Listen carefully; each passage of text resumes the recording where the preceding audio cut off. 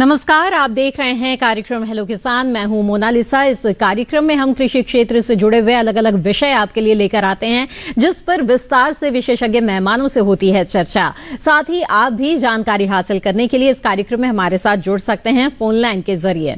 जी हाँ, तो हम जो विषय लेकर आते हैं उस पर आप भी अपने सवाल पूछ सकते हैं। तो पहले जान ले कि कौन सा है विषय। आज का विषय है रबी फसलों में नैनो यूरिया का उपयोग और आलू की खेती में समसामयिक कार्य। तो ये विषय हैं जिन पर आज हम चर्चा करने जा रहे हैं। आप अगर सवाल पूछना चाहते हैं तो हमारे टोल फ्री नंबर पे कॉल कर सकते हैं। नोट कर लें हमारे टोल फ्री नंबर्स जिस पर आप कॉल कर सकते हैं। हमारे टोल फ्री नंबर्स जिस पर आप कॉल करके हमारे विशेषज्ञ मेहमानों से सवाल पूछ सकते हैं वो है 1800-113060 और 1800-113061। ये टोल फ्री नंबर है, यानी मुफ्त में आप कॉल कर सकते हैं। बस आपको इस बात का ध्यान रखना है कि बातचीत के दौरान टीवी की आवाज बंद रखिएगा, इससे बातचीत में रुकावट नहीं आएगी। बहरहाल आगे बढ़ते हैं और हमारे खास मेहमानों से आपका परिचय करा दें। हमारे साथ श्री योगेंद्र कुमार जी यहाँ पर मौजूद हैं, जो कि है निदेशक विपणन Indian farmers fertiliser cooperative limited, New Delhi से। इसके अलावा हमारे अगले मेहमान डॉक्टर मनोज कुमार हमारे साथ हाल ही में जुड़ेंगे, जो कि निदेशक है केंद्रीय आलू अनुसंधान संस्थान मोदीपुरम से। तो डॉक्टर योगेंद्र कुमार से बातचीत की हम शुरुआत करते हैं और जानते हैं नैनो यूरिया के बारे में। इससे पहले मैं जरूर ये जानना चाहूंगी कि योगेंद्र जी, आज का दिन किसानों के लिहाज से बहुत ही अहम है, क्योंकि प्रधानमंत्री ने आज देश को संबोधित किया, जिसमें उन्होंने जो कृषि कानून है उन्हें तो वापस लिया ही, लेकिन इसके अलावा किसान, खासतौर पे छोटे किसान, उनकी प्राथमिकता में है। इस बात को बहुत ही स्पष्ट तरीके से उन्होंने जाहिर किया और उनके बीज से लेकर बाजार, बीमा और बचत का भी ख्याल सरकार ने किस तरह से रखा, इसके बारे में विस्तार से बताया। तो आप क्या कहना चाहेंगे इस बारे में? सबसे पहले तो माननीय प्रधानमंत्री जी के प्रति मैं कृतज्ञता व्यक्त करता हूं, उनका धन्यवाद करता हूं कि उन्होंने ऐसा एक साहसिक निर्णय लिया जो अधिसंख्य किसान इसको चाहते थे। बहुत ही स्वागत योग्य कदम है। दूसरा सवाल, जहां तक कृषि में माननीय प्रधानमंत्री जी की जो योगदान है वो अतुलनीय है, बेमिसाल है मैडम जी। जिनका एक एक काम, मैं एक छोटी सी बात से एक पहले इसकी शुरुआत करूंगा। मैं भी गांव का निवासी हूं, किसान का बेटा हूं। मैं गांव जाता हूं तो पीएम किसान सम्मान निधि के बारे में जी मैंने लोगों से प्रश्न किया। तो जो छोटे किसान हैं हमारे गांव के, जिन पे 1 बीघे ज़मीन है, 2 बीघे ज़मीन है, 1 एकड़ ज़मीन है, 1.5 एकड़ ज़मीन है, उनका जो जवाब था मैं आपको साझा करना चाहता हूँ। बिल्कुल। उसने कहा, देखो भैया, हमको कृषि की लागत मिल जाती है। हमको 1 बोरी टीएपी की, 2 बोरी यूरिया की, कुछ बीज की, कुछ रसायन की जरूरत पड़ती है, वो हम इतने पैसे में खरीद लेते हैं। जिसके लिए पहले हमें साहूकार के पास जाना होता था, हमको ब्याज के रूप में तमाम पैसे चुकाने होते थे, जो हमको सरकार देती है। सरकार के देने से क्या होता है कि उसमें बहुत सारी चीज़ें अनुदानित भी मिलती हैं। बीजों पे अनुदान है, कई कृषि यंत्रों पे अनुदान है, अनुदानों का भी लाभ होता है और साथ साथ हमें कृषि निवेश की एक सामूहिक उपलब्धता कराने में जो योगदान है माननीय प्रधानमंत्री जी का, छोटे किसानों के लिए खास तौर पे, जिनकी देश में संख्या 85% से भी ऊपर है, उन 85% से अधिक किसानों का बहुत लाभ हुआ है। दूसरा, किसान ने जवाब दिया कि देखो भैया, पहले बिजली 8 घंटे आती थी, 7 घंटे, 6 घंटे आती थी, अब 18 घंटे 24 घंटे लगातार बिजली आती है। सिंचाई के लिए तमाम सारी योजनाएं बना दी, कृषि यंत्रों के लिए तमाम सारी योजनाएं बना दी, मृदा परीक्षण के आधार पर खेती करने को बढ़ावा देने के लिए मृदा परीक्षण बहुत बड़े स्तर पे कराया गया और बड़ा प्रभावी मृदा परीक्षण कराया गया। इसका भी मैं बहुत सराहना करता हूँ। तो तमाम अलग अलग योजनाओं के जरिए किसानों की जो सभी जरूरतें हैं उनका ध्यान रखा गया। और इस कार्यक्रम में हम किसानों के लिए खास तौर पर नैनो यूरिया के बारे में चर्चा को आगे बढ़ाएंगे, लेकिन आइए उससे पहले यहाँ पर नजर डाल लेते हैं एक रिपोर्ट पर।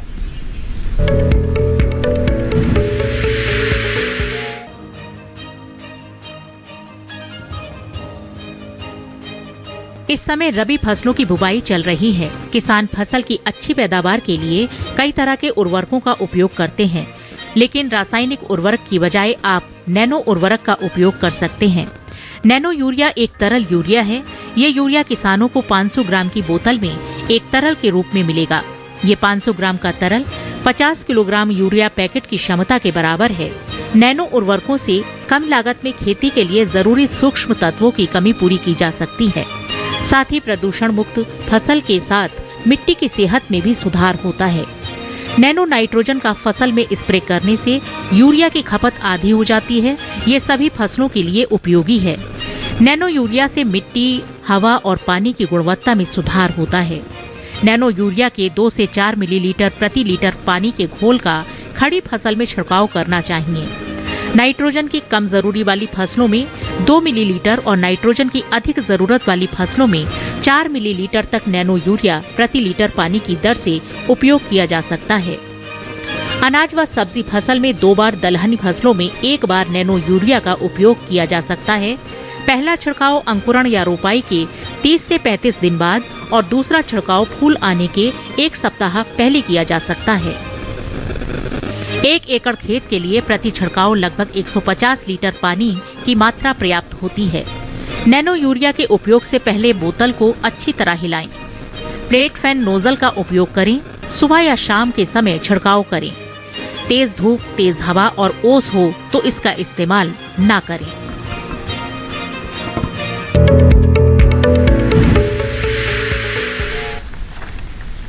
जी हाँ, तो ये रिपोर्ट आपने देखी। आइए इस बातचीत को आगे बढ़ाते हैं और नैनो यूरिया का जहाँ तक जिक्र है तो योगेंद्र जी समझाएं हमें कि क्या है ये नैनो यूरिया। यूरिया तो खूब सुना है हमने और किसान भरपूर इस्तेमाल भी करते हैं।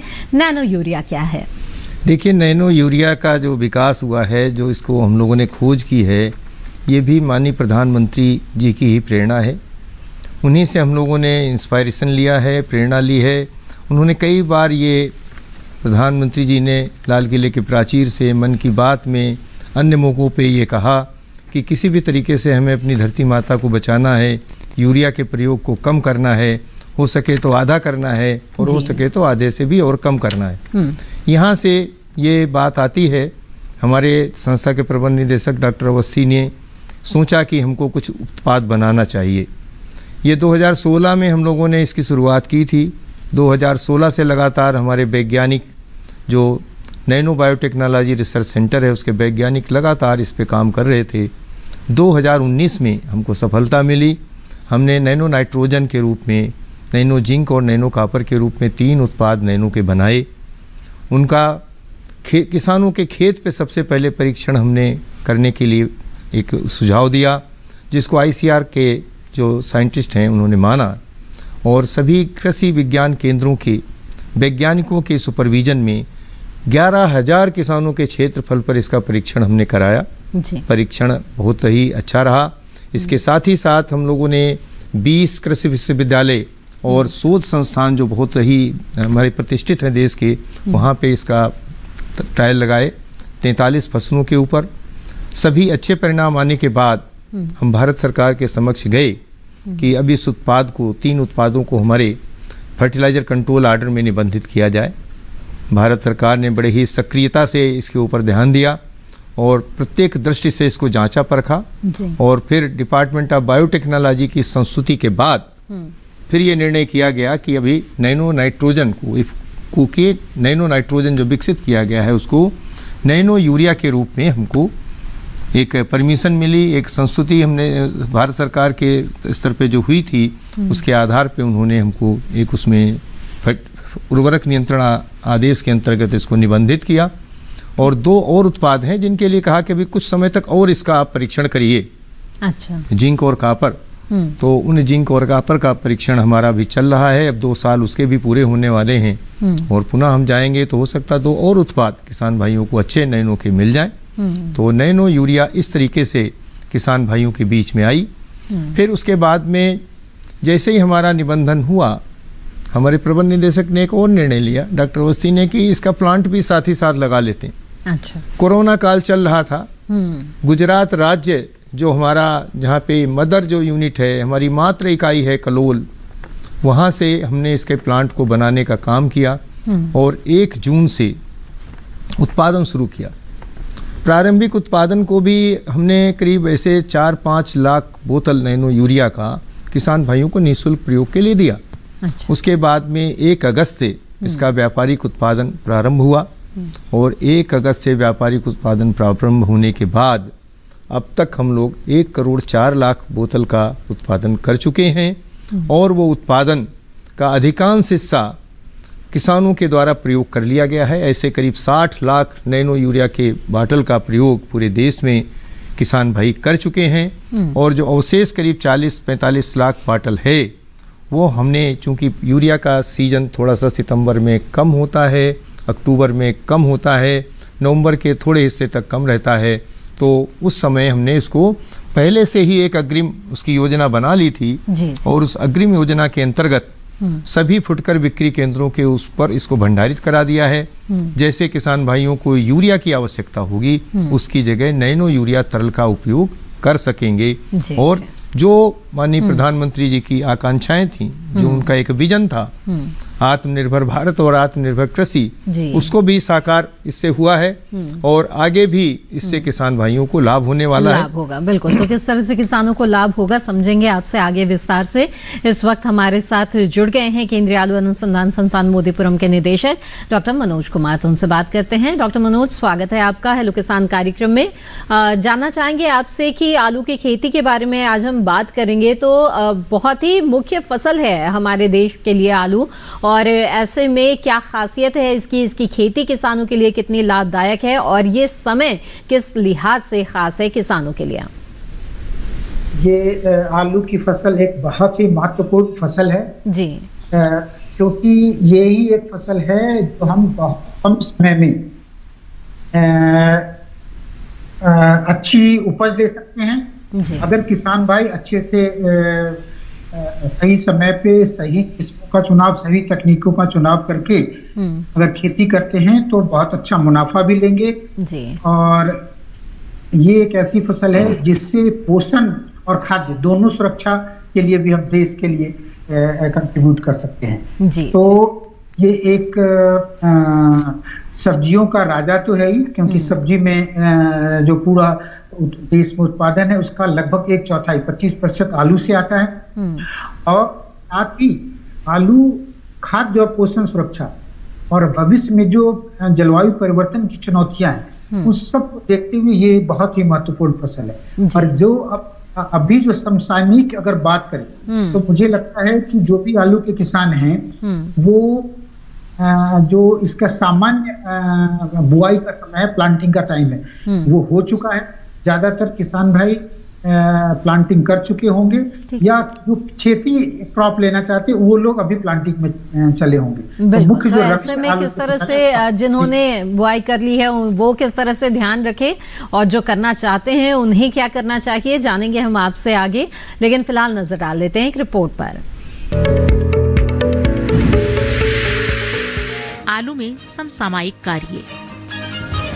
हमारे देश में लगभग हर सब्जी में आलू का इस्तेमाल किया जाता है। आलू में मूल्य संवर्धन कर आलू के चिप्स भी बनाए जाते हैं। तमिलनाडु और केरल को छोड़कर लगभग पूरे देश में आलू पैदा होता है। आलू की सबसे ज्यादा खेती उत्तर प्रदेश, पश्चिम बंगाल, बिहार, गुजरात, पंजाब, असम और मध्य प्रदेश में की जाती है। जिन किसानों ने आलू की फसल लगा रखी है वो अच्छी फसल के लिए आलू में समसामयिक कार्य करें। अगर अक्टूबर में आलू की बुवाई नहीं कर पाए हैं तो अब जल्दी ही आलू की बुवाई को पूरा करें। आलू की पछेती किस्मों में कुफरी सतलज, कुफरी आनंद, कुफरी अशोक, कुफरी बादशाह और कुफरी बाहर की बुवाई कर सकते हैं। साथ ही आप आलू की लाल छिलके वाली किस्मों जैसे कुफरी लालिमा, कुफरी सिंदूरी और प्रसंस्करण के लिए आलू की कुफरी चिप्सोना 1, कुफरी चिप्सोना 2 और कुफरी चिप्सोना 3 किस्मों की बुवाई करें। जिन किसानों ने अक्टूबर में आलू की बुवाई कर ली है वो फसल में सिंचाई करें। बुवाई के 25 से 30 दिनों बाद 90 से 100 किलो यूरिया की टॉप ड्रेसिंग करके मिट्टी चढ़ा देनी चाहिए। आलू में कई तरह के रोग लगने की आशंका भी रहती है। अगेती और पछेती झुलसा रोग से बचाव के लिए इंडोफिल M45 या रेडोमिल MZ दवा के 0.2% घोल का छिड़काव 2 से 3 बार करें। लेकिन इस बात का ध्यान रखें कि फसल में किसी भी तरह की दवा का छिड़काव करने से पहले कृषि विशेषज्ञों की सलाह जरूर ले लें।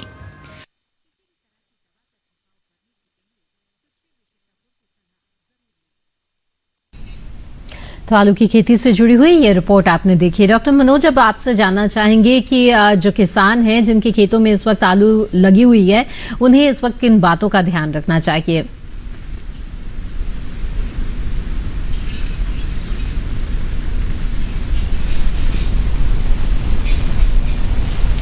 चलिए, लगता है हमारे पास डॉक्टर मनोज की आवाज नहीं पहुंच पा रही है। यहाँ पर हम नैनो यूरिया के बारे में बातचीत को आगे बढ़ाते हैं।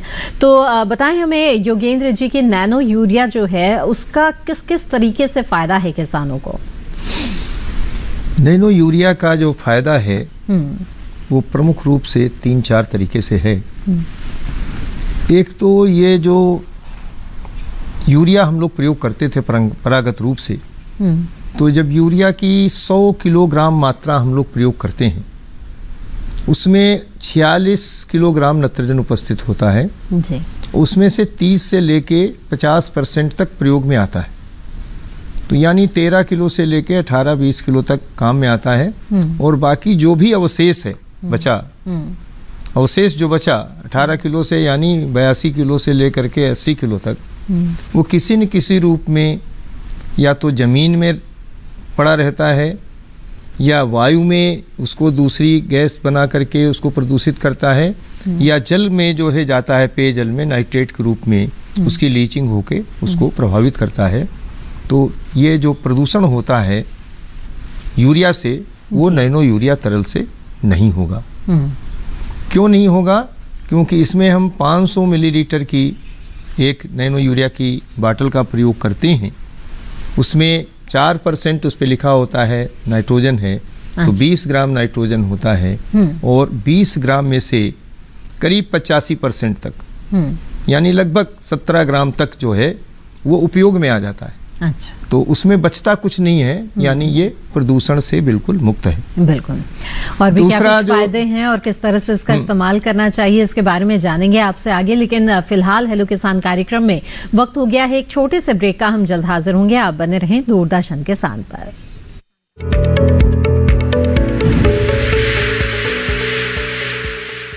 अरे भाई, सुना नहीं क्या? केसीसी ने किसानों का जिंदगी बदल दिया है। देश के छोटे किसान 1,60,000 रुपये तक का कर्ज बिना किसी गारंटी को ले पाएंगे। ब्याज खोरों से भी पीछा छुटा। मैं तो जैविक खेती का पूरा सामान मंगा लिया। केसीसी का भी कोई दबाव नहीं है। ब्याज चुकाने के लिए पूरा 1 साल मिलता है। समय पर भुगतान करने पर केवल 4% के सालाना ब्याज पे लोन मिल गया मुझे। अपना आधार कार्ड, लेटेस्ट फोटो और जमीन के कागजात लेके अप्लाई करो बस। और नामांकन भरने के लिए जेब भी ढीली नहीं करनी पड़ी।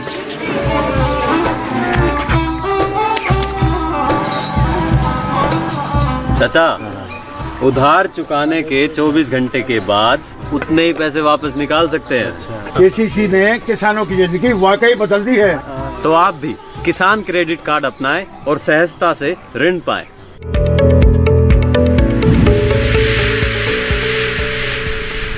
ब्रेक के बाद आप सभी का फिर से स्वागत है कार्यक्रम हेलो किसान में। आज इस कार्यक्रम में हम रबी फसलों में नैनो यूरिया के इस्तेमाल के बारे में और आलू के खेतों में समसामयिक कार्य के बारे में बातचीत कर रहे हैं। अगर इन विषयों से जुड़े हुए सवाल आप पूछना चाहते हैं तो आप हमारे टोल फ्री नंबर पर कॉल करके सवाल पूछ सकते हैं। एक कॉलर इस वक्त हमारे साथ जुड़े हुए हैं, आइए उनका सवाल यहाँ लेते हैं। राकेश जी इस वक्त सीतापुर उत्तर प्रदेश से हमारे साथ जुड़ गए हैं। राकेश जी स्वागत है आपका, पूछिए अपना सवाल। हेलो मैम, नमस्कार। जी नमस्कार। हाँ मैम, आलू खेती के विषय में जानना चाहता हूँ और ये मैं किस्मों के बारे में उसकी जानना चाहता हूँ। जी ठीक है, आलू की उन्नत किस्मों के बारे में जानना चाहते हैं, आइए जानते हैं। जी डॉक्टर मनोज बताएं। आलू की बहुत सारी उन्नत किस्में हैं जो कि अभी पिछले सालों में विकसित की गई है। और अगर सीतापुर उत्तर प्रदेश की बात करें जी तो आपके यहाँ कुफरी बहार एक बहुत ही प्रचलित किस्म है, लेकिन उसके बाद हमारे यहाँ कुफरी मोहन, कुफरी गंगा और उसका कुफरी संगम, इन किस्मों का विकास किया गया जो कि बहुत ही अच्छी उपज देने वाली है। और इसमें टेबल पर्पस मतलब खाने के लिए या फिर भंडारण में या हम जो संगम है उसको प्रसंस्करण में भी ले जाना हो, तो ये बहुत ही अच्छी किस्म है। इसके अलावा जो हमने न्यूट्रिशनली सुपीरियर कुछ 2 किस्मों का विकास किया है, जिसमें कुफरी नीलकंठ है, जो कि इस क्षेत्र में काफी प्रचलित होती जा रही है, जो कि नीले कलर की पर्पल कलर की वैरायटी, वो भी एक बहुत अच्छी किस्म है, उसकी खेती कर सकते हैं किसान भाई। और इसके अलावा अगर ज्यादा उपज लेके मार्केट में केवल उनको जल्दी कच्ची खुदाई करके बेचना हो तो उसके लिए अधिक उपज की किस्में कुफरी पुखराज, कुफरी ख्याति, ये सब भी किस्में उपलब्ध है। तो इन किस्मों के साथ हमें लगता है कि अच्छा मुनाफा लिया जा सकता है। बिल्कुल राकेश जी, उम्मीद है आपके सवाल का जवाब मिल गया होगा और इन उन्नत किस्मों में से किसी किस्म का चुनाव आप करेंगे। आगे बढ़ते हैं, अगले कॉलर हमारे साथ जुड़ गए हैं सुखबीर सिंह जी मैनपुरी उत्तर प्रदेश से, उनसे बात करते हैं। जी नमस्कार, स्वागत है आपका, पूछे अपना सवाल। हेलो मैडम, मैं हेलो जी, हमारे धान की खेती में आलू लगाया है जो 15 दिन हो गए हैं। क्या धान के साथ? धान की खेती, धान वाली से धान काटने के बाद। अच्छा, हाँ, आलू लगाया आपने? हाँ। धान कब काटा आपने? धान की खेती के बाद आलू लगाया है, अच्छी बात है। धान के बाद मैं समझता हूँ कि एक बहुत बड़े क्षेत्र में धान के बाद लोग आलू की खेती करते हैं, लेकिन धान की फसल अगर थी आपके खेत में, इसका मतलब लो लाइंग एरिया होगा, पानी का जल जमाव होता होगा वहां पर। तो ये आप ध्यान रखेंगे कि आपके खेत में, आलू की खेत में जल जमाव कभी ना हो। आपने खेत की अच्छी तैयारी की होगी और उसका लेवलिंग किया होगा और उसके बाद आपने आलू की बिजाई की होगी। तो काफी अंकुरित आलू के बीज लेके बिजाई की होगी, तो अच्छा है, आप बिल्कुल खेती कर सकते हैं। लेकिन इसके बाद अंकुरन या उसके बाद की सिंचाई, जल प्रबंधन, पोषक तत्व प्रबंधन और फिर बीमारियों का प्रबंधन, इसका जरूर ध्यान रखें, तभी आप अच्छा मुनाफा। बिल्कुल। डॉक्टर मनोज, यहाँ पर मैं आपसे जानना चाहूंगी कि पछेती बुआई जो किसान करना चाहते हैं आलू की, उन्हें क्या कुछ खास किस्मों का चुनाव करना चाहिए? हाँ, ये इसके लिए मैं ये बताना चाहूंगा कि जो किसान आलू की बुआई में देर हो गए अभी, लेकिन उन्हें अभी करना है, तो वो कर सकते हैं। कुछ ऐसी किस्में हमारे पास हैं जो कि कम समय में ज्यादा उपज देती है, जिसमें कुफरी मोहन एक विशेष किस्म है, और उसके अलावा कुफरी पुखराज, कुफरी ख्याति, एक उसके कुफरी सुख्याति एक किस्म है। तो इन सब किस्मों का वो चुनाव कर सकते हैं। और लेकिन ये अच्छी बात है, जरूरी बात है कि खेत की अच्छी तैयारी हो और लेट क्रॉप में, लेट की फसल में, देर की फसल में जो बाद में बीमारियों आने की संभावनाएं हैं, जैसे कि पिछेता झुलसा वगैरह, उसका विशेष ध्यान रखें। जो किसान भाई बीज उत्पादन करना चाहते हैं, उनके लिए ये बहुत देर हो चुका है। उनके लिए सलाह दी जाती है कि अब वो बीज की फसल डालें, क्योंकि बाद में जो फसल के बाद की अवस्था में जो चूसक कीड़े आते हैं, एफिड्स और व्हाइट फ्लाई, वो उनसे किसानों को रोग फैलाते हैं। ठीक है, बिल्कुल। डॉक्टर मनोज, दोबारा आपका रुख करेंगे, लेकिन इस बीच हमारे साथ एक कॉलर जुड़ गए हैं, उनका सवाल यहाँ ले लेते हैं। भूमि कुमार जी इस वक्त हमारे साथ जुड़ रहे हैं, आइए उनसे बात करें। जी विजय कुमार जी इस वक्त हमारे साथ हैं। विजय जी, स्वागत है आपका, पूछे अपना सवाल। विजय जी, मेरी आवाज मिल रही है आपको? जी, अपना सवाल पूछ सकते हैं आप। जी नमस्कार। नमस्कार जी, सवाल मेरा यही है कि बुआई के समय यूरिया का प्रयोग, हम लोग जैसे नैनो यूरिया का प्रयोग करना है, तो बुआई के समय यूरिया का प्रयोग करेंगे या कि नहीं करेंगे? अच्छा सवाल है आपका, आइए जानते हैं। बताइए योगेंद्र जी।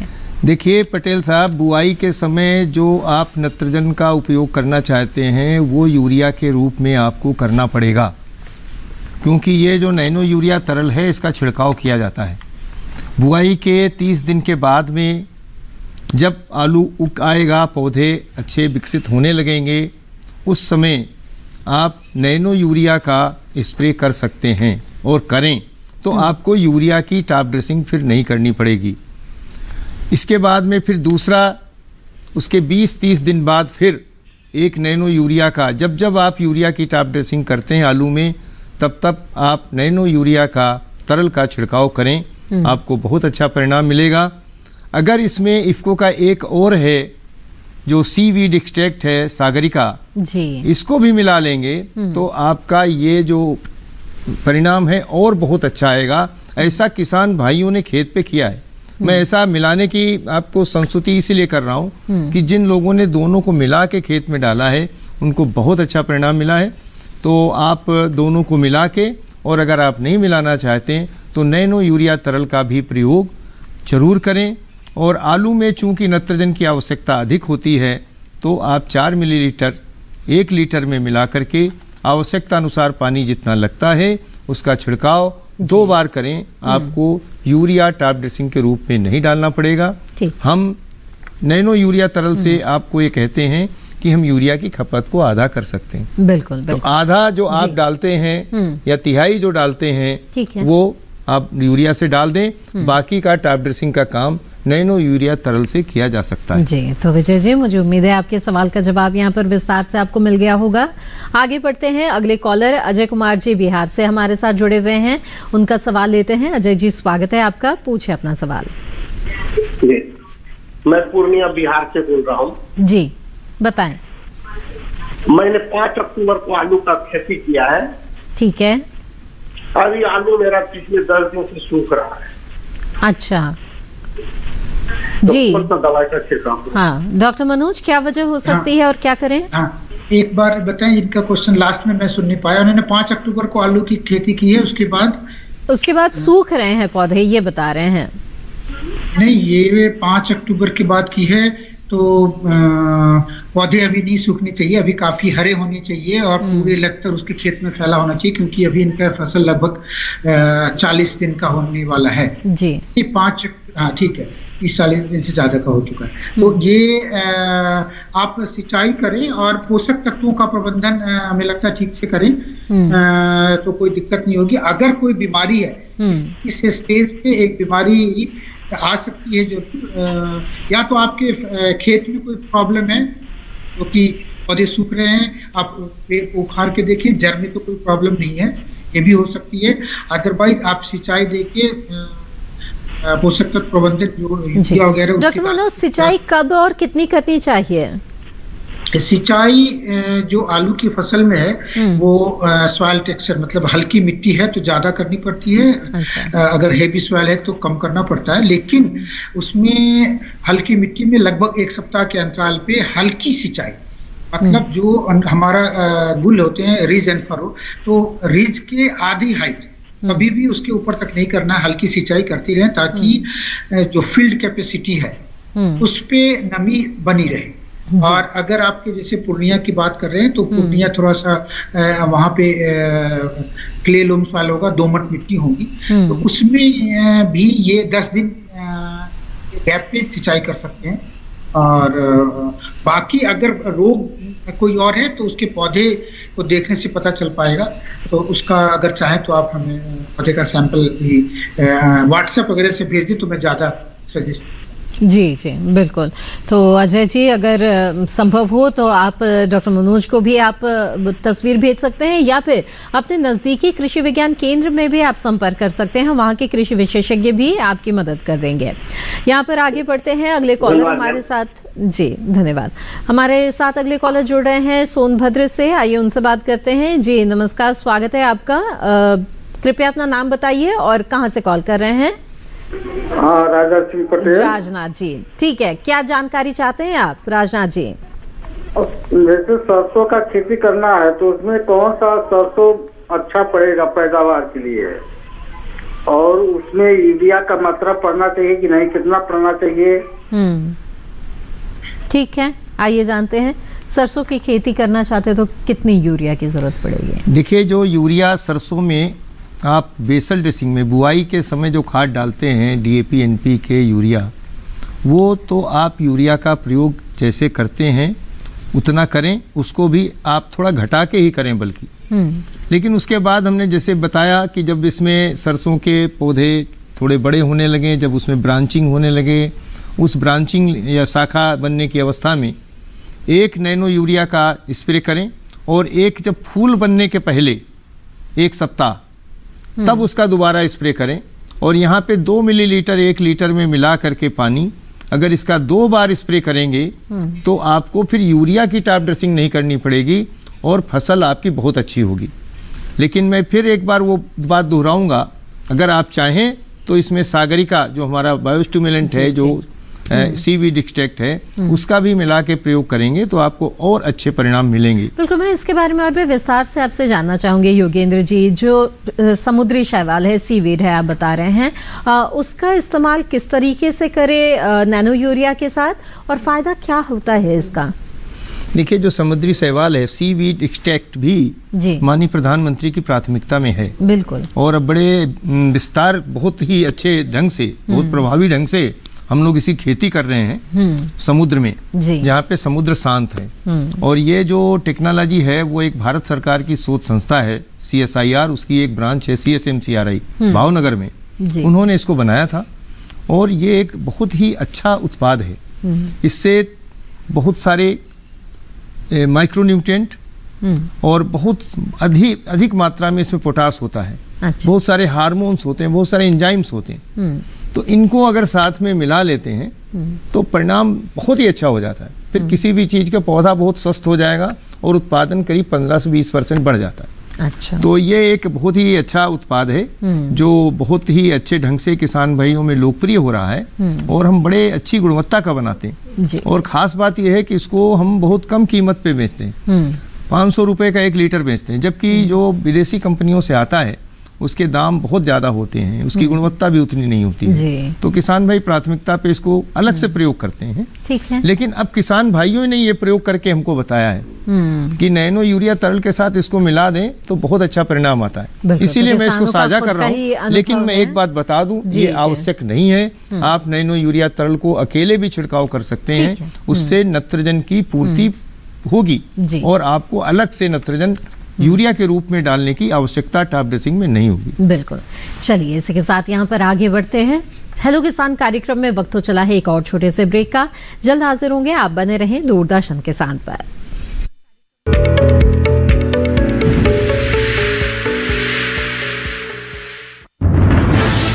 कोरोना वायरस के खतरे से बचते हुए फसल की कटाई, बिक्री, खरीद, नई फसल की जुताई और बुआई सुरक्षित हो सकती है अगर हम लगातार हाथों को साबुन और साफ पानी से नियमित अंतराल पर धोते रहें। नाक, मुंह को मास्क, गमछे या कपड़े से ढक कर रखें। आंख, कान, नाक, मुंह न छुएं। आपस में 2 गज की दूरी बनाए रखें। मास्क और 2 गज की दूरी के मंत्र को अभी हमें छोड़ना नहीं है। फसलों की बुवाई एवं कटाई करते समय आपस में कम से कम 2 गज की दूरी बनाए रखें।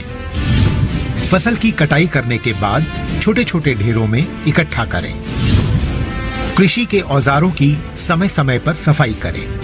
एक दूसरे के साथ औजारों की अदला बदली न करें। श्रमिकों के शौचालयों और हाथ धोने की जगह की ठीक से सफाई जरूरी है। बुआई, कटाई एवं मड़ाई के दौरान इस बात का ध्यान रखें कि इन स्थानों के आसपास कोई थूके नहीं। कंबाइन, हार्वेस्टर, थ्रेशर, जुताई और बुआई की मशीनों को इस्तेमाल से पहले साफ करें। मशीनों के इस्तेमाल से पहले और इस्तेमाल के बाद हाथ साबुन से साफ करें। वाहनों, बोरियों, थैलियों और पैकिंग के दूसरे सामान की साफ सफाई पर भी खास ध्यान दें। खरीद केंद्र पर आने से पहले किसानों एवं श्रमिकों की जांच। खरीद केंद्रों पर भीड़ न लगाएं एवं किसानों को बारी बारी से बुलाएं। गोदामों पर खरीदी हुई फसल को लेने में शीघ्रता करें ताकि किसानों एवं श्रमिकों को रुकना ना पड़े। कोरोना के खतरे से बचाव और अधिक जानकारी के लिए आरोग्य सेतु ऐप डाउनलोड करें। देश में खाद्य सुरक्षा के ये सिपाही भोजन की निरंतर उपलब्धता को सुनिश्चित करते हैं। किसान स्वस्थ रहें तभी हम कोरोना वायरस से जीत पाएंगे, आगे बढ़ पाएंगे। किसान सबल, देश प्रबल।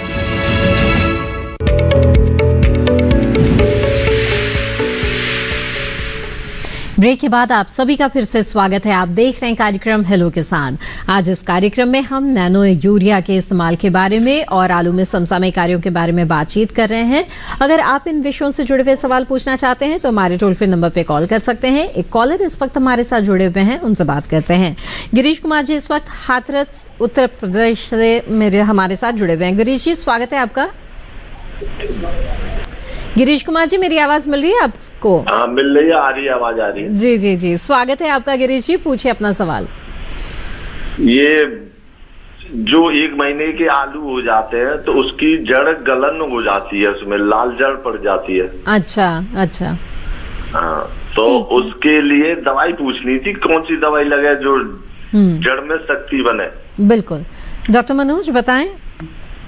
देखिए ये आपकी आलू की फसल में अगर जड़ में गलन हो रही है तो इसका मतलब है कि आपकी मिट्टी में कोई समस्या आ रही है और इसका फसल लगे में बहुत ज्यादा सुधार की आवश्यकता नहीं है। वैसे आप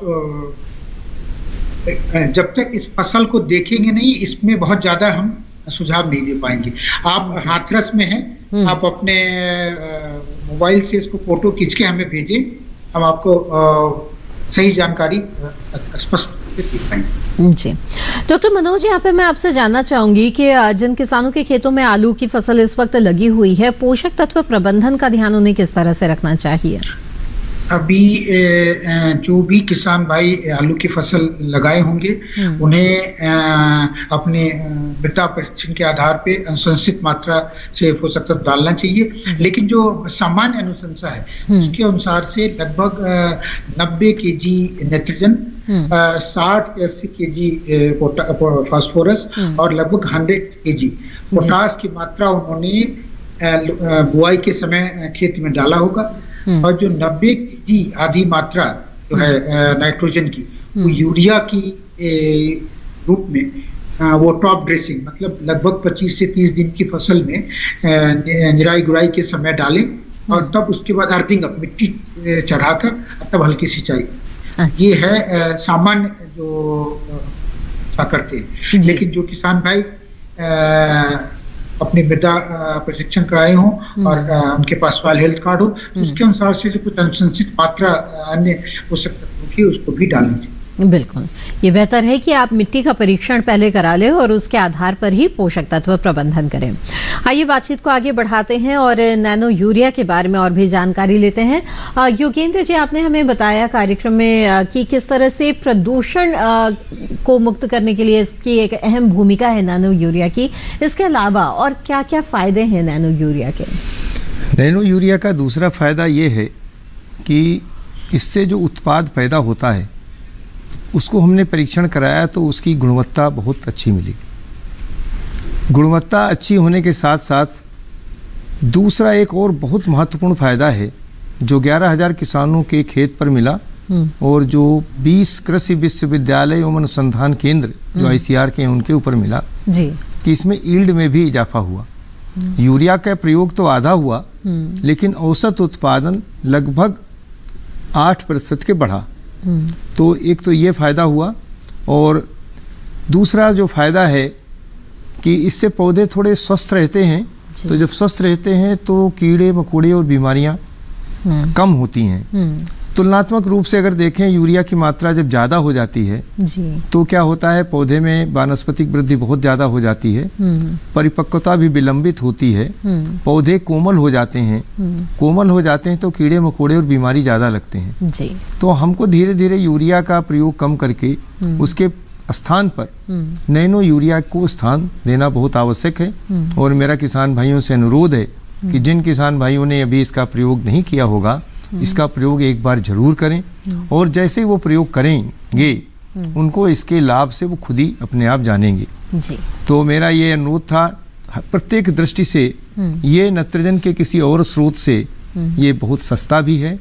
ये यूरिया के बैग से 10% कम में हम लोग देते हैं। छिड़काव के लिए हम लोगों ने बहुत सारे फुटकर बिक्री केंद्रों पर बैटरी चालित स्प्रेयर रखवाए हैं जिससे किसान भाइयों को स्प्रे की भी दिक्कत न हो। और वैसे सामान्यतया अब हमारे देश के किसान स्प्रे जरूर करते हैं फसलों में कई तरीके के स्प्रे करने पड़ते हैं, खरपतवार नाशक के करने पड़ते हैं, कई जो है कृषि रसायनों के करने पड़ते हैं, तो उनके पास स्प्रे करने की व्यवस्था पहले से है, और अगर नहीं है तो हम उस व्यवस्था को भी करने का प्रयास कर रहे हैं। अभी बहुत सारी जगह पे हमने ड्रोन से भी इस छिड़काव को कराया है। अच्छा। अभी आपने कुछ दिन पहले देखा होगा, माननीय प्रधानमंत्री जी ने मन की बात में इसका उद्धरण किया है और कहा है कि किसी भी तरह से इसका छिड़काव अगर किया जाए और वो छिड़काव बहुत ही प्रभावी होता है और बहुत ही सुरक्षित होता है। किसी तरीके की किसान के जो स्प्रे करने वाले व्यक्ति है उसके स्वास्थ्य की दृष्टि से बहुत अच्छा है और उसकी प्रभावशीलता की दृष्टि से बहुत अच्छा है, पानी की भी बचत होती है। तो और जो प्रयोग किया जा रहा है, चाहे वो खरपतवार नाशक हो, चाहे आपका कीटनाशक हो, चाहे नैनो यूरिया तरल हो और चाहे आपका बायोस्टिमुलेंट हो, उनकी मात्रा में भी थोड़ी बचत होगी और उसका प्रभाव बहुत अच्छा होगा। जगह यहाँ पर रोकना पड़ेगा। अगले कॉलर इस बीच हमारे साथ जुड़ गए हैं, उनका सवाल लेते हैं। यहाँ पर राघवेंद्र जी कानपुर उत्तर प्रदेश से हमारे साथ जुड़ रहे हैं।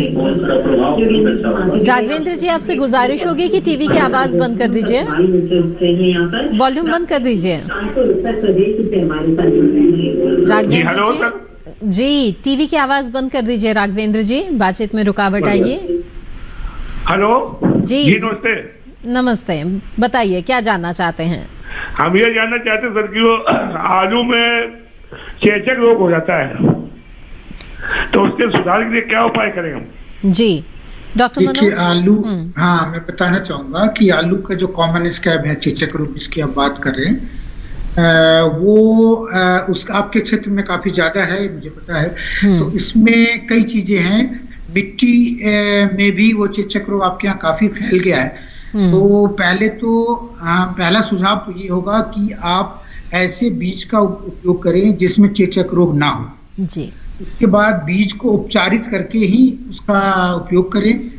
दूसरा, उसके बाद ये है कि जिन मिट्टी में चेचक रोग हैं, जहाँ पे चेचक रोग बहुत ज्यादा होता है, जिन मिट्टी में आलू की खेती करने से, उन मिट्टियों में आप आलू की खेती कम से कम 2 साल तक ना करें, दूसरे फसल को लगाएं, फसल चक्र अपनाएं। और बाकी जो दवा है वो हमारे यहाँ से संस्कृत दवा है। 3% बोरिक एसिड का उपचार आलू की हार्वेस्टिंग के बाद करना है आपको। 100 लीटर पानी में 3 किलोग्राम बोरिक एसिड घोल के, और तब उससे 20 मिनट तक आलू को उसमें डिप करके तब उसको भंडारित करें, जो बीज के लिए आलू रखना है। ये सब चीजें हैं, इसको ध्यान में रखेंगे तो चेचक रोग धीरे धीरे कम हो जाएगा। बिल्कुल राघवेंद्र जी, मुझे उम्मीद है कि इस सुझाव पर आप अमल करेंगे। इस बीच हमारे साथ अगले कॉलर जुड़ गए हैं। नमस्कार, स्वागत है आपका, कृपया अपना नाम बताएं। मैडम जसमेर सैनी। अच्छा, जसमेर जी कहाँ से कॉल कर रहे हैं? कुरुक्षेत्र हरियाणा से कर रहे हैं। अच्छा, बताइए क्या जानना चाहते हैं? मैडम जी, जो यूरिया की स्प्रे करते हैं ना जी, यूरिया गिराना जरूरी है या ना? एक बार फिर से अपना सवाल दोहरा दे कृपया। मैडम जी, ये ना तो यूरिया की स्प्रे करते हैं ना फसल जी, यूरिया की जो स्प्रे करते हैं, इससे पहले दानेदार यूरिया फसल में गिराना। जसमेर जी, मैं आपको बताना चाहूँगा कि जो यूरिया आप बेसल ड्रेसिंग में प्रयोग करते हैं उसको आप प्रयोग करें। बेसल ड्रेसिंग के बाद जो यूरिया आप टॉप ड्रेसिंग में प्रयोग करते हैं उसके स्थान पे नैनो यूरिया की टॉप ड्रेसिंग करें। और मुझे बड़ी प्रसन्नता है, हरियाणा राज्य में ये नैनो यूरिया का प्रयोग सबसे ज़्यादा किसान भाइयों ने किया है। लगभग 8 लाख किसानों तक हम वहाँ पहुँच चुके हैं जिन्होंने इसका प्रयोग किया है और बहुत अच्छे परिणाम भी हैं। अच्छा। आप नैनो यूरिया का प्रयोग करें, यूरिया का प्रयोग छोड़ें और नैनो यूरिया का प्रयोग जो टॉप ड्रेसिंग यूरिया की करते हैं ठीक उसी समय पे आप कर दें। बिल्कुल। योगेंद्र जी, आपसे जानना चाहेंगे कि नैनो यूरिया के इस्तेमाल के दौरान क्या कुछ सावधानियां भी बरतनी होती है? देखिए, नैनो यूरिया के प्रयोग के साथ वही सावधानियां बरतनी होती हैं जो अन्य किसी रसायन के प्रयोग के समय बरती जाती हैं जी। और ख़ास तौर पे जो सामान्य सावधानियां हैं, बोतल को हिला के उसको जो है प्रयोग करें। फिर उसके बाद में हाथ में ग्लव्स पहन लें और मास्क लगा लें, मास्क नहीं है तो गमछा से अपना मुंह ढक लें।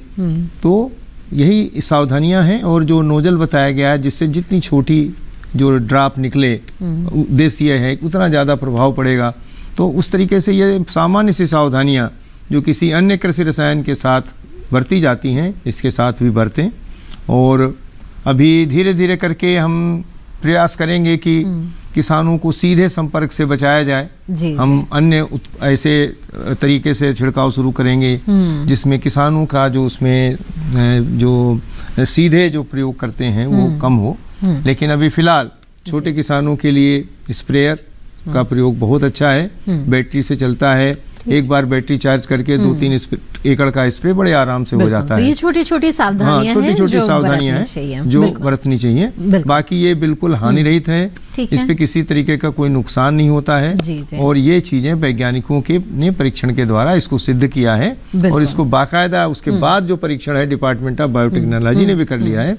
किसी तरीके की शंका मन में न लाएं, किसी तरीके से कोई टॉक्सिसिटी नहीं है, सामान्य सी सावधानी। इसका इस्तेमाल आप अपने खेतों में कर सकते हैं। इसी के साथ यहाँ पर वक्त हो गया एक और छोटे से ब्रेक का। जल्द हाजिर होंगे, आप बने रहें दूरदर्शन किसान पर।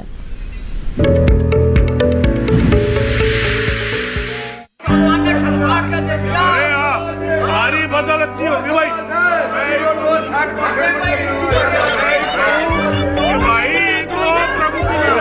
और अब एक जरूरी सूचना, देश के कुछ राज्यों में किसानों द्वारा बड़े पैमाने पर पराली जलाने से आसमान में धुंध छा गई है। लाखों लोगों को सांस लेने में तकलीफ हो रही है।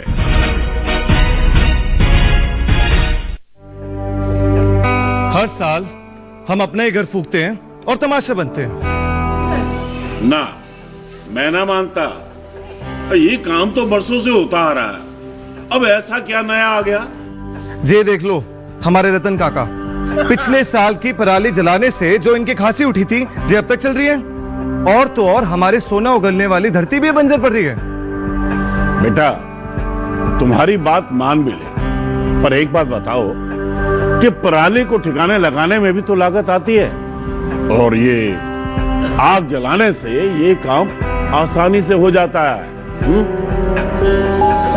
काका जे बात ना रही, हम कह रहे हैं। देखो मेरे पास कुछ मशीनों की तस्वीरें भी हैं, मैं तुम्हें दिखाता हूं। ये देखो, ये है हैप्पी सीडर, ये है मल्चर, ये है जीरो टिल ड्रिल, ये है स्ट्रॉ चॉपर, ये है रिवर्सिबल मोल्ड बोर्ड प्लॉ और ये है रोटावेटर।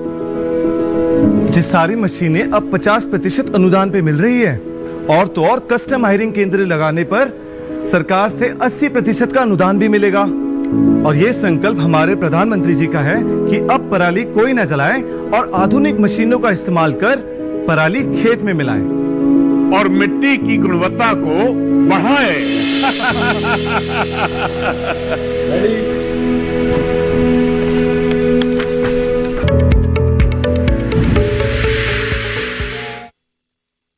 ब्रेक के बाद आप सभी का फिर से स्वागत है कार्यक्रम हेलो किसान में। इस कार्यक्रम में इस समय हमारे साथ एक कॉलर जुड़े हुए हैं, आइए उनसे बात करते हैं। रंजीत कुमार जी इस वक्त समस्तीपुर बिहार से हमारे साथ जुड़े हैं। जी रंजीत जी, स्वागत है आपका, पूछिए अपना सवाल। नमस्कार मैम। नमस्कार। मैं ये जानना चाह रहा हूँ, फर्स्ट बार आलू का मैं खेती कर रहा हूँ और मुझे जानकारी नहीं है उसमें क्या क्या खाद डाला जाए जी। तो उसकी विशेष जानकारी चाहिए। तो हमें मिक्सचर है, तो लोग कहते हैं मिक्सचर डालने के लिए, तो ठीक है मैं मिक्सचर डालता हूँ, उसके बाद उस पर क्या क्या हमें खाद डालना है उसकी पूरी जानकारी चाहिए। जी रंजीत जी, यहाँ एक सवाल मैं आपसे पूछना चाहती हूँ कि क्या आपने सॉइल हेल्थ कार्ड बनवाया है? नहीं, अभी तक के तो नहीं बनवाया। इससे पहले मेरे पापा जी करते थे, तो अब फर्स्ट बार मैं कर रहा हूँ ये खेती। ठीक है, आइए जानकारी लेते हैं। डॉक्टर मनोज बताएं, क्या सुझाव देंगे आप इन्हें? सुझाव मैंने जैसे पहले बताया था कि आलू की खेती में पोषक तत्वों का प्रबंधन बहुत ही इम्पोर्टेंट है। और आप जिस क्षेत्र से आ रहे हैं वहाँ दोमट मिट्टी है, ऑर्गेनिक कार्बन की मात्रा कम है आपके सॉइल में, और इसके लिए जो अनुशंसा है वहाँ के लिए लगभग 180 kg नाइट्रोजन है। आप जो मिक्सचर की बात कर रहे हैं वो उसके बारे में मैं नहीं बता पाऊंगा कि एग्जैक्टली वो मिक्सचर में आप कितने पोषक तत्व हैं, क्योंकि अलग अलग फॉर्मुलेशन अलग अलग खाद मार्केट में है। अच्छा। लेकिन मैं पोषक तत्वों के हिसाब से बताता हूँ आपको कि 180 केजी नाइट्रोजन, 180 से 200 केजी नाइट्रोजन जो है मृदा परीक्षण के आधार पे की जाती है। उसके बाद 60 केजी से 80 केजी फास्फोरस की मात्रा और 100 केजी पोटास की मात्रा। अब जो है आधी नाइट्रोजन की मात्रा आप आलू की बुआई के समय, मतलब 90 केजी से 100 केजी आलू की बुआई के समय आपको मिट्टी में डालना है। वो डायमोनियम फॉस्फेट से हो सकता है, कोई मिक्सर फर्टिलाइजर से हो सकता है, या urea ammonium sulphate can say हो सकता है, कैल्शियम नाइट्रेट। और इसको आप मिट्टी में अच्छी तरह से मिला के तब आलू की प्लांटिंग करें। ठीक है, बिल्कुल। आइए आगे बढ़ते हैं। अगले कॉलर इस बीच हमारे साथ जुड़ गए, उनका सवाल ले लेते हैं। राहुल जी इस वक्त बालाघाट से हमारे साथ जुड़े हुए हैं। जी राहुल जी, स्वागत है आपका, पूछिए अपना सवाल। मैम मुझे पोटैटो ड्राई रोस्ट के बारे में जानना है। क्या एक बार फिर से सवाल पूछिए। पोटैटो ड्राई रोस्ट के बारे में आप भंडारण की समस्या है जो आप बता रहे हैं, वो पोटैटो भंडारण, आलू की भंडारण की समस्या है। ये जो अच्छे से भंडारण करें, अगर जो आप जो भंडारण के समय आलू का जो है अच्छे से ग्रेडिंग, सफाई हो, मिट्टी लगा हुआ नहीं हो, कटे फटे आलू साथ में भंडारित ना करें। और भंडारण का जगह भी डिसइंफेक्टेंट का इस्तेमाल करें, ताकि वहां पे कोई रोग की कीटाणु नहीं हो। जी बिल्कुल। वो अच्छी भंडारित और उसके बाद कुछ उपचारित भी कर सकते हैं आप इसको, जो हमारे अनुशंसित कवकनाशी उससे उपचारित करके भंडारित करें। जी। हमारे यहाँ से जो बोरिक एसिड का उपचार है वो भी बहुत अच्छा होगा, जो अगर बीज के लिए भंडारित कर रहे हैं। बिल्कुल। डॉक्टर मनोज, आप लगातार हमारे साथ जुड़े रहे और बहुत ही अहम जानकारियां आपने दी, आपका बहुत बहुत धन्यवाद। जी, तो आइए अब आगे बढ़ते हैं और चलते चलते योगेंद्र जी बहुत ही संक्षेप में आपसे जानना चाहेंगे नैनो यूरिया के इस्तेमाल को लेकर कुछ खास जानकारी जो आप चलते चलते देना चाहेंगे किसानों को। मैं किसान भाइयों से अनुरोध करना चाहता हूं कि यूरिया के स्थान पर टॉप ड्रेसिंग, जब यूरिया की आप टॉप ड्रेसिंग करते हैं उस समय नैनो यूरिया का प्रयोग करें। और नैनो यूरिया का प्रयोग करने के लिए आपको अगर कोई उपलब्धता की दिक्कत आती है कि आपके यहाँ नहीं मिल रहा है, कोई बात है, तो इसको आप ऑनलाइन, हमारा एक प्लेटफार्म है ifcobazaar.in, जी, ifco IFFCO BAZAR bazaar.in, इसको लॉगिन करें और इसके ऊपर केवल नैनो यूरिया ही नहीं, इफ्को के ऐसे समस्त जैविक उत्पाद और जो भी कुछ रासायनिक उत्पाद भी हैं जो किसान भाइयों के लिए चाहिए, घर बैठे वहाँ बुक करें। आपसे कोई उसके परिवहन का खर्चा नहीं लिया जाएगा। जो उस पे प्रिंट प्राइस होगा, जो बाजार से अगर तुलना करेंगे तो सबसे कम होगा, उस दर पर किसान भाइयों को घर बैठे हम भेज देंगे। बिल्कुल। चाहे आपको 1 बाटल चाहिए और चाहे 10 बाटल चाहिए, वो सारे के सारे सामान की आपूर्ति जैसे ही आप बुक करोगे 1 सप्ताह के अंदर आपके दरवाजे पे पहुंचेगी। ये भी व्यवस्था है और निःशुल्क परिवहन शुल्क के साथ पहुंचेगी। जी, योगेंद्र जी बहुत ही अच्छी जानकारियां आपने दी है हमें, मुझे उम्मीद है कि किसान इसका लाभ जरूर उठाएंगे। आपका बहुत बहुत धन्यवाद। तो आज आपने विस्तार से जाना नैनो यूरिया के बारे में, इसके इस्तेमाल के बारे में, इसके अलावा आलू की खेती के दौरान समसामयिक कार्यों के बारे में। अब आपको बता दें अगले विषय के बारे में। हेलो किसान कार्यक्रम में जो अगला विषय रहेगा जिस पर हमारी विशेषज्ञों से चर्चा होगी वो है ड्रोन तकनीक से किसान कैसे ले फायदा, और इसके अलावा अंगूर के गुच्छे का विकास। तो इन विषयों पर आप सोमवार के हेलो किसान के कार्यक्रम में हमारे विशेषज्ञ मेहमानों के साथ जुड़ सकते हैं और अपने सवाल पूछ सकते हैं। इसके अलावा आप ईमेल के जरिए अपने सवाल हम तक पहुंचा सकते हैं। हमारा ईमेल आईडी है hellokisan2015@gmail.com। इसके अलावा फेसबुक के माध्यम से भी आप हमारे साथ जुड़े रह सकते हैं। हमारे फेसबुक पेज पर जाने के लिए हिंदी में टाइप करें हेलो किसान, इसके साथ ही फेसबुक पेज खुल जाएगा और उसमें भी आप अपने सवाल दर्ज करा सकते हैं। साथ ही दूरदर्शन किसान का कॉल सेंटर नंबर है जिस पर आप कॉल करके अपने सवाल दर्ज करा सकते हैं। हमारा टोल फ्री नंबर है जिस पर आप कॉल कर सकते हैं और हमारे टोल फ्री नंबर 1800-113060 पर सोमवार से शनिवार सुबह 6 बजे से रात 10 बजे के बीच कॉल करके अपने सवाल दर्ज करा दें।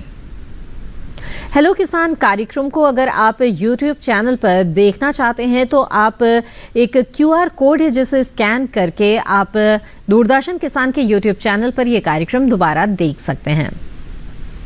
इसी के साथ हेलो किसान कार्यक्रम की आज की कड़ी में बस इतना ही। मुझे दीजिए इजाजत। आप बने रहें दूरदर्शन किसान पर। नमस्कार।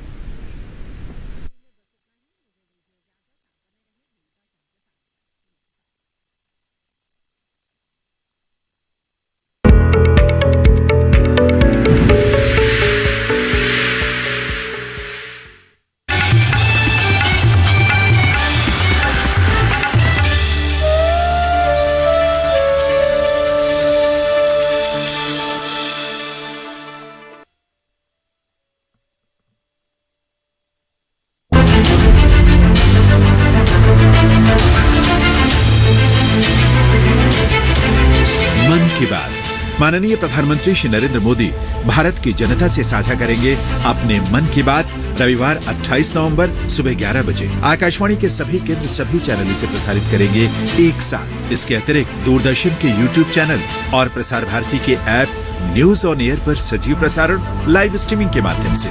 तो याद रखें, रविवार 28 नवंबर सुबह 11 बजे मन की बात। डिटेक्टिव करण, मुझे इस बात का पूरा यकीन है कि जो लोग इस बार मेरा कत्ल करने में नाकाम हुए हैं वो दोबारा मेरा खून करने का प्लान जरूर बना रहे हो। मुझे इसे रोकना होगा। डिटेक्टिव करण का शक आमी पर है। करण, तुम इन मुजरिमों को कैसे पकड़ोगे? कैसे पकड़ूंगा?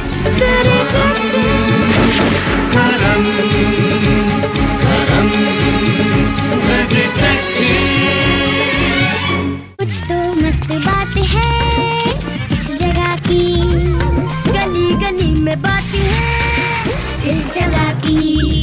यहाँ है खलबली हंसी सर पर चढ़ी, टिकट हो या ना हो ये गाड़ी चल पड़ी। गली गली सिम सिम, गली गली सिम सिम, गली गली सिम सिम, सिम सिम, गली गली सिम सिम। वाला फीवर या चमक की बुखार, ये है नाम के डॉक्टर कर देंगे बंटा थार। सर की सर्जरी हो या मैडम जी बीमार, म्यूजिक वाला डॉक्टर करेगा उपचार। ये जीवन देंगे या जीवन लेंगे, छेड़ा तो ठन ठन को पार। गोलमाल गोलमाल ये है गोलमाल अस्पताल, गोलमाल अस्पताल।